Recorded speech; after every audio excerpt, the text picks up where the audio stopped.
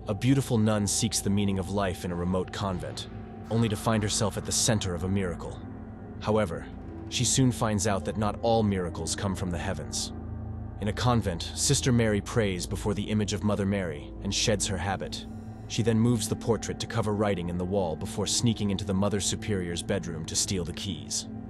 Soon, she bursts out of the main doors and runs to the locked gate. The lights in the convent turn on as she desperately scrambles for the keys to unlock the gates. However, 4 dark figures loom closer, making the woman panic. Mary opens the gates, but the chains keep it from opening fully. Out of desperation, Mary squeezes through the gap. Just as she thinks she's free, one of the figures grabs her foot and pulls her leg, breaking it between the bars. Later into the night, Mary lights a match and finds herself inside a wooden box that won't budge open.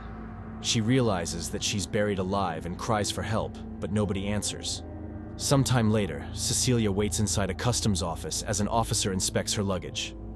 Another inspector arrives, commenting that she doesn't have a return ticket from the convent that sent her here. They confirm that she hasn't learned Italian yet before making comments about her wasting her beauty to join a convent. One of them then wonders if it was a hard decision to become a nun, but Cecilia disagrees. With that, the officer approves her papers.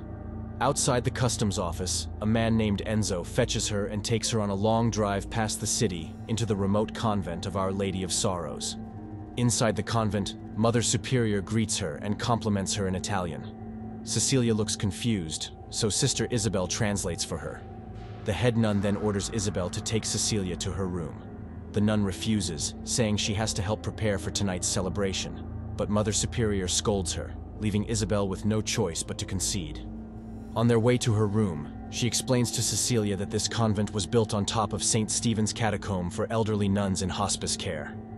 Cecilia gets curious about the catacomb, but Isabel asserts that it's off limits.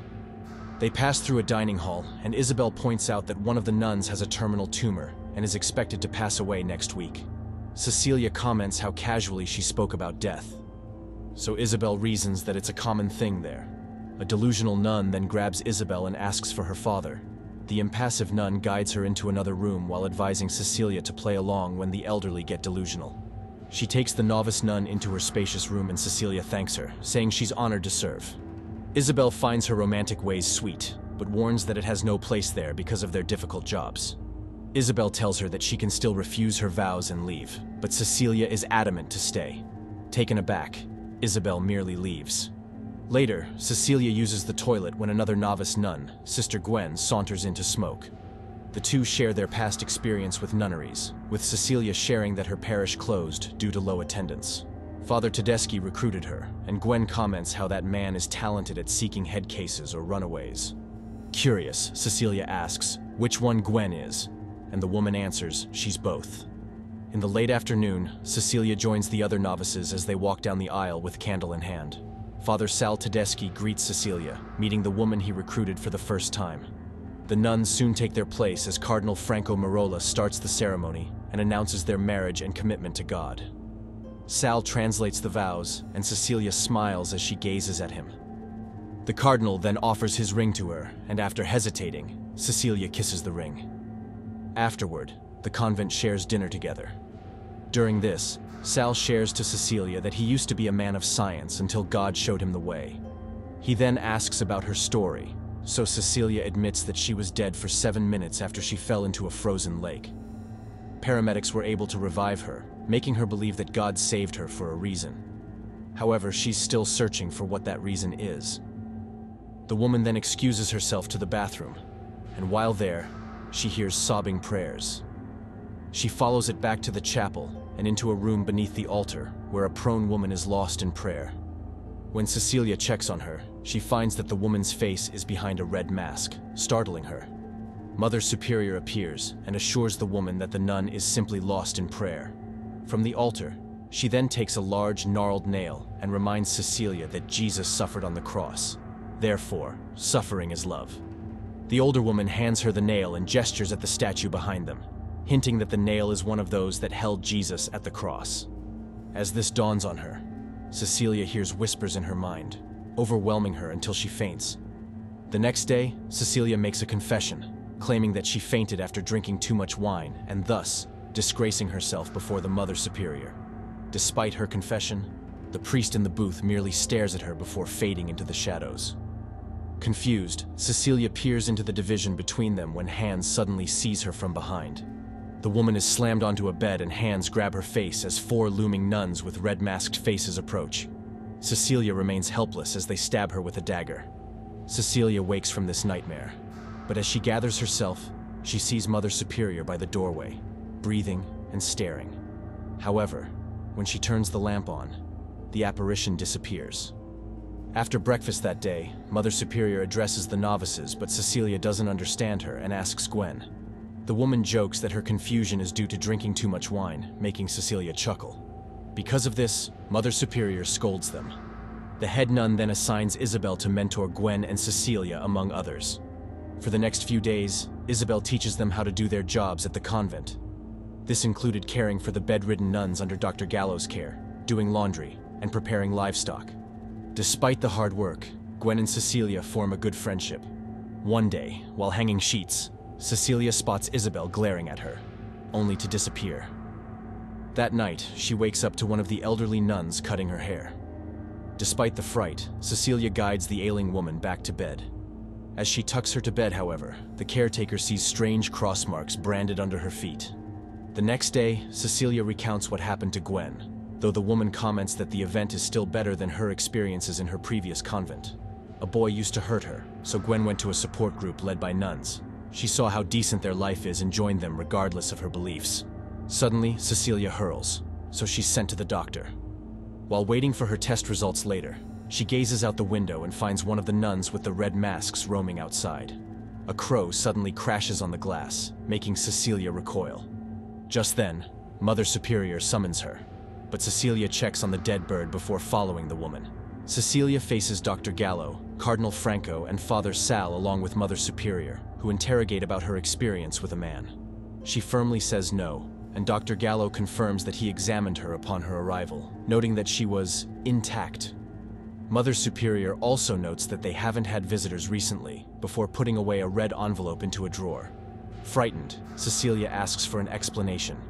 To confirm their suspicion, Isabel later rolls an ultrasound scanner into the clinic, and as they check her, they confirm that Cecilia is pregnant. Cardinal Franco declares that this child is conceived without sin, and thus, a miracle. Despite their positive views on this, Cecilia can only tearfully look at the ultrasound image of her child. Confused, Cecilia later asks Sal why she was chosen. The man reminds her that she was searching for the reason why God saved her years ago. He then declares that God blesses the meek, for they shall inherit the earth. With this, Cecilia is soon celebrated, garbed like a saint before the altar while the nuns sing in praise of her. Yet, the soon-to-be mother holds back her tears, still confused and afraid about what's happening. Months later, she experiences morning sickness and loses a tooth in the process. She then heads to the dining room, and all the nuns except Gwen stand up to greet her. The woman still sits beside Gwen, but the divide between them is reinforced as Mother Superior hands a tray of fine food to Cecilia, saying that her only job is to nourish her baby. Hearing this, her friend bitterly jokes that they'll soon name her Mary. Later, Cecilia relaxes in the bathing pool when Isabel tries to drown her. The woman fights for her life while her attacker yells that it should have been her who received the miracle. Nuns soon rush to pull Isabel out as she screams that they have to try with her again. Because of the attack, Cecilia sees Dr. Gallo, who confirms that her child is okay. However, the mother tells them that she's not okay, worrying about what Isabel said. Father Sal merely claims that Isabel is mentally ill before promising her that the attack won't happen again. Still, Cecilia decides to see a different doctor in a real hospital. However, they discourage her since word of her miraculous pregnancy may spread, so Sal tells her to stay until the Savior is born. Despite their promise of safety, Cecilia soon witnesses a nun falling from the roof. To her horror, it's Isabel with her face completely destroyed. During Isabel's funeral, Gwen quietly shares her suspicions of the convent to Cecilia, reasoning that her friend is 5 months pregnant with no hospital attention. Their conversation is interrupted when Father Sal approaches them, asking what's wrong. Pissed, Gwen calls out the others, pointing out that they act as if everything is normal despite Cecilia's pregnancy and Isabel's passing. She orders the nuns to open their eyes and calls out their superiors for manipulating them. Amidst her rants, Sal and the staff soon drag her away while Cecilia can only watch. That night, Cecilia thinks about Gwen's accusation when, suddenly, one of the chains holding the portrait of Mother Mary snaps. To her surprise, Cecilia sees a Bible passage written on the wall. She looks it up and discovers that it's about how Satan masquerades as an angel of light. Cecilia goes to Gwen's room to share this with her friend, but finds that she's not there. Suspicious, Cecilia then sneaks into the main office and tries to retrieve the red envelope that Mother Superior hid months ago. Inside is an article about her accident and her DNA tests. Just then, she hears shouting from afar and follows into one of the chambers outside. Gwen's voice echoes from behind the wooden door, and when she peeks in, she witnesses the red-masked nuns cutting her friend's tongue. Cecilia backs away in fear when a hand grabs her from behind, revealing the delusional nun.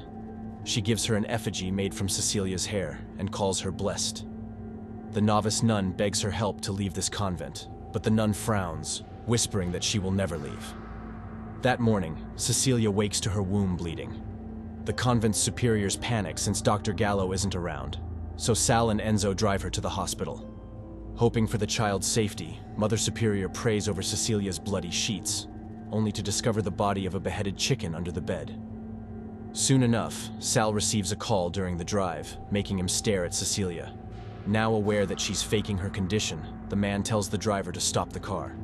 Cecilia panics as she realizes figures that they found out her pretense, so she bolts out of the car and into the open fields until Sal and Enzo catches her. That afternoon, Mother Superior unforcefully cleans her, demanding her to explain her actions. Cecilia merely utters that God won't forgive them for what they're doing to her, earning her a slap on the face. Later, Cecilia is shackled on a wheelchair before an altar. Sal approaches her while putting on his gloves, apologizing for scaring her. He then takes the nail at the altar and presents it to Cecilia, saying they found remnants of blood and bone on it. It gave them the genetic code of the Messiah, and thus the key to resurrecting him. She calls him crazy, so he wheels her down the convent, revealing jars containing their failed attempts.